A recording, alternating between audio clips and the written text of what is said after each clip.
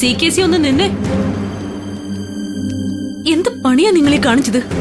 എന്തിനാ CKC രജിസ്ട്രേഷനിൽ നിന്ന് പിന്മാറിയത്? അതെനിക്കറിയണം. നിങ്ങളോടാ ഞാൻ ചോദിച്ചത്. ഇങ്ങനെ പന്തം കണ്ട പെരിച്ചാഴിയെ പോലെ നിന്നിട്ട് കാര്യമില്ല. എനിക്കൊരു മറുപടി കിട്ടണം. എന്തിനാ എന്നോട് നിങ്ങളിത് ചെയ്തത്? അത് ഇത് എന്നുള്ള മറുപടിയൊന്നും അല്ല എനിക്ക് കേൾക്കേണ്ടത്. തോറ്റത് നിങ്ങളല്ല, ഞാനാണ്. അതറിയോ നിങ്ങൾക്ക്? ഇനി സംഭവിക്കാൻ പോകുന്ന എന്തൊക്കെയാണെന്ന് അറിയോ നിങ്ങൾക്ക്? അതൊന്നും നിങ്ങളെ ബാധിക്കില്ലല്ലോ. എല്ലാം എന്നെ മാത്രമല്ലേ ബാധിക്കൂ? ഒന്നും മനഃപൂർവ്വം സംഭവിച്ചല്ല. പെട്ടെന്ന് എനിക്കൊന്ന് മാറ്റി ചിന്തിക്കേണ്ടി വന്നു. മനസ്സിലായി. ആ നിധി തനിച്ച് നിങ്ങളെ വിളിച്ച് പുറത്തു കൊണ്ടുപോയി എന്താ പറഞ്ഞത്?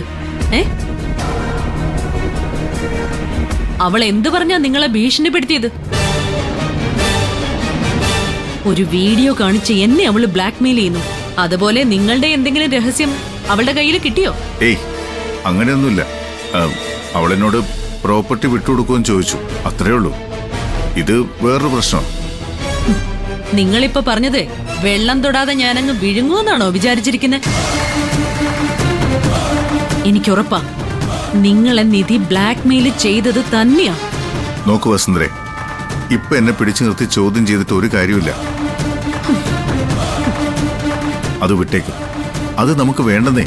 എത്ര നിസ്സാരമായിട്ടാ നിങ്ങളിത് പറയുന്നത്? എല്ലാം തുറന്നു പറഞ്ഞതല്ലേ ഞാൻ.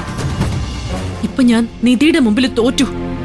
ഇത് വെറും തോൽവിയല്ല, അവളുടെ മുമ്പിൽ പന്തയത്തിലാ ഞാൻ തോറ്റിരിക്കുന്നത്. ഇനി എന്റെ ഗതി എന്തായിരിക്കും വല്ല ഊഹമുണ്ടോ നിങ്ങൾക്ക്? ഈ പ്രോപ്പർട്ടി നിധിയുടെ പേരിൽ രജിസ്റ്റർ ചെയ്ത ഈശ്വരമംഗലം വീട് വിട്ട് ഇറങ്ങിക്കൊള്ളാമെന്ന് വെല്ലുവിളിച്ചിട്ട് നിൽക്കുമായിരുന്നു ഞാൻ. അതറിയോ നിങ്ങൾക്ക്? നിങ്ങൾ എന്റെ കാലുവാരി. എന്നെ തോൽപ്പിച്ചത് നിധിയല്ല, നിങ്ങളാ. ചതിയാ നിങ്ങൾ എന്നോട് കാണിച്ചത്. നിങ്ങൾ എന്താ ഇങ്ങനെ ഒന്നും മിണ്ടാതെ നിൽക്കുന്നേ? എന്തുകൊണ്ട് നിങ്ങൾ ആ രജിസ്ട്രേഷനിൽ നിന്ന് പിന്മാറിയെന്നെങ്കിലും പറഞ്ഞൂടെ? പ്ലീസ് വസുന്ധരെ, എന്നോടൊന്നും ചോദിക്കരുത്. പ്ലീസ്, ദേവി തന്നെ വിട്ടേക്ക്.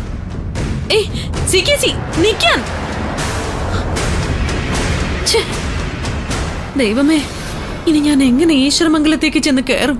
എങ്ങനെ അവിടെ ജീവിക്കും? എല്ലാവരുടെയും മുഖത്ത് എങ്ങനെ നോക്കും? Hello madam.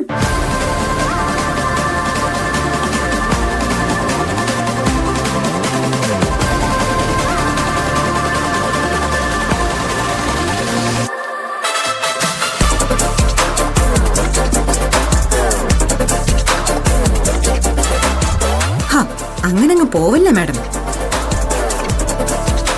കൺകുളിർക്കെ കണ്ടല്ലോ ഞാൻ ഒപ്പിടുന്നത്. ആ പ്രോപ്പർട്ടി ഇപ്പം എന്റെ പേരിൽ രജിസ്റ്റർ ചെയ്ത് കഴിഞ്ഞു. അതായത് വസുന്ധര മാഡം പന്തയത്തിൽ 8 നിലയിൽ പൊട്ടിയെന്ന്. അപ്പോ ഇനിയുള്ള കാര്യപരിപാടികൾ എങ്ങനെയാണ് മാഡം? അമിത ആത്മവിശ്വാസം കാരണം തോറ്റു കഴിഞ്ഞാൽ എന്ത് ചെയ്യണമെന്നൊരു മുൻകൂർ പ്ലാൻ ഉണ്ടാക്കി കാണില്ലല്ലോ, അല്ലേ? മാഡം വാക്ക് പാലിക്കുകയാണെങ്കിൽ ഈശ്വരമംഗലം വീട് വിട്ട് ഇറങ്ങേണ്ടി വരും. പക്ഷേ അങ്ങനെ ഒരു അവസ്ഥയുണ്ടായാൽ പോകാൻ ഇടമില്ല എന്നുള്ള ടെൻഷനൊന്നും വേണ്ട. എന്റെ പേരിലുള്ള ഈ സ്ഥലവും വീടുമില്ലേ, അവിടെ ഞാൻ അനാഥാലയം തുടങ്ങാൻ പോവാ.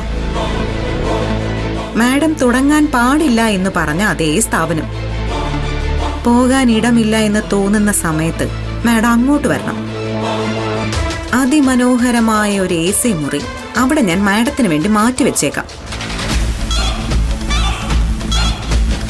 അപ്പോ ഞാൻ അങ്ങോട്ട് ചെല്ലട്ടെ മാഡം? കുറച്ചേ തിരക്കുണ്ട്.